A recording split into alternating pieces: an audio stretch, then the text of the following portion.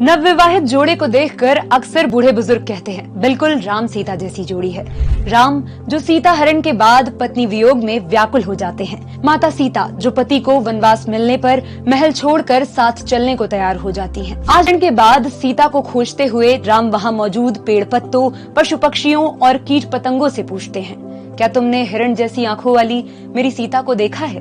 भगवान राम पत्नी वियोग में आम मनुष्य की तरह व्यवहार करते हैं। उनका ये स्वरूप सिखाता है कि प्रेम का दर्जा सबसे ऊंचा होना चाहिए। महाराज के दौरान केवट ने राम, लक्ष्मण और सीता को अपनी नाव में बिठाकर गंगा पार उतारा। राम केवट को उसकी मजदूरी देना चाहते थे, लेकिन राजपाट त्याग कर आए राम के पास केवट को देने के लिए कुछ भी नहीं होता। राम संकोच करते हैं, तभी सीता उनका मन पढ़ लेती हैं और तुरंत अपनी अंगूठी उतार कर राम को दे देती हैं। किसी भी रिश्ते में अगर सामने वाला बिन कहे आपकी बात समझ जाए तो यकीन माने आपको एक अच्छा साथी मिला है। सीता स्वयंवर से पहले का है, राम मिथिला आए। तभी राजा जनक के बाग में अचानक माता सीता उन्हें सहेलियों के साथ दिखी।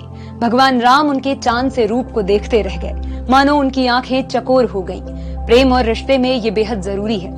अपने साथी को चांद मानकर उसे देखना जैसे चकोर पक्षी चांद को देखता है। किसी भी राम वन जाने लगते हैं तो वो सीता को अयोध्या में रुकने को कहते हैं।